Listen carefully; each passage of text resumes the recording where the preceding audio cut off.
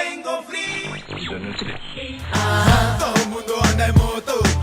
Reaches out and squashes you. Yo no me como ese pecado, así sea del coco. It's your time. Hello, my name is Natalia. My name is Luisa. And today we are going to talk about the Afro-Colombian people. So we are going to start with the history, also we are going to talk about the violence and other types of things with the mental charge. So, starting about knowing the history, have to start by the country.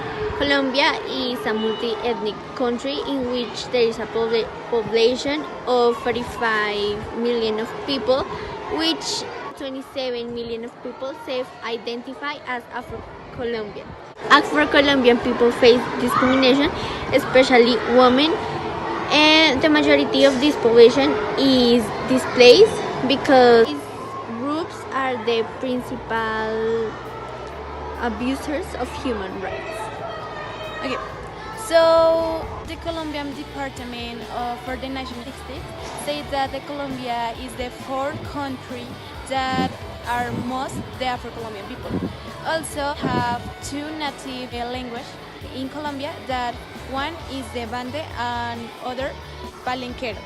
Now we are going to start with the history of the Afro-Colombian people. About the history, African slaves first arrived in the 1520s as agricultural and domestic workers. After this, in the 1560s, some slaves were able to save and buy their freedom. By the time of 1770s, the 60% of Colombia was colorless, which means that everyone is respected and not judging because of their color of skin. In fact, Afro-Colombian Day is celebrated every May 21 to commemorate the 150 years anniversary of the abolition of slavery and its struggle to freedom. Now talking about violence against Afro-Colombian women, the armed groups has been the main abusers towards women with this type of color. For more than 50 years, the constant armed conflict has been the reality for Colombians. In the crossfire between the Colombian government and the guerrilla and the paramilitary groups, it left as a result hundreds of thousands of Colombians has been killed and millions has been displaced by force. Colombian women in particular have faced extreme and specific violence by areas controlled by the armed groups, which are against the Afro-Colombian women conceptions of gender and hierarchy. In fact, on November 4 of 2016, the agreement between the Colombian government and the FARC, this conflict officially ends. As a result of this situation, the Afro-Colombian women have been a proliferation that have reports of forced pregnancies and teenagers.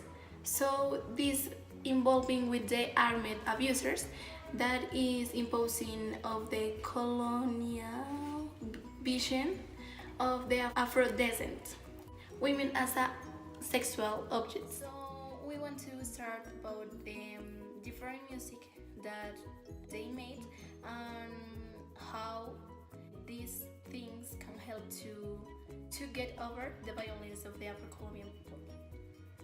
For Afro-Colombian communities, the music is a vital aspect of their daily life.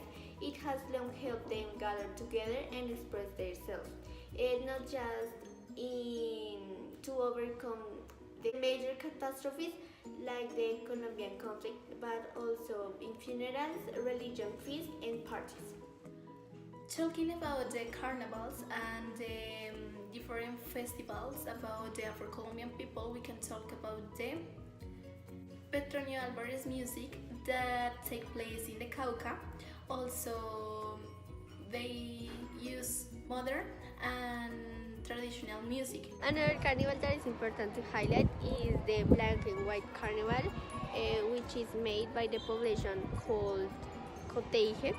In its celebration, it trying to represent the death and resurrection of the Catholic Messiah. A clear example is the Africanization, where through the theater they represent the history of Jesus. This takes place in Holy Week.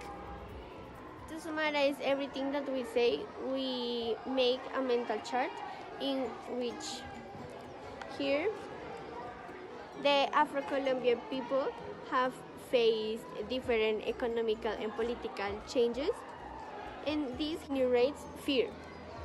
Also has been an increase in poverty and violence. Now, Colombia counts with a population of 27 million, in which the half of these are paramilitaries and traffics that have forced this population to leave their home by force. Also, a solution of this, as apart from the peace agreement, it also there has been more solutions, like for example the join between the Human Rights Council and other companies, which through this they gives work and also home for those people who have to face the forced display. So, continue with the mental charts, we can talk about the violence of the Afro-Colombian women. So, the Afro-Colombian women has a minimum wage that affect their lives. Also, we can talk about the armed groups that cause traumatic acts like the sexual violence, the physical aggression, and forced labor. These persons are like abuse of human rights.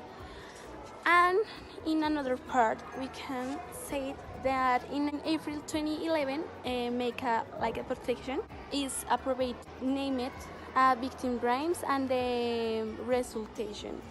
Now the Afro-Colombian people have to say that they need a better protection, publication of the investigation of the murders that happen with these people. We can conclude that the Afro-Colombian culture is one of those violent social and economical signs. It does not have many opportunities. Also, we can conclude that the culture has had a process of evolution in Colombia history since its arrival in our country until today.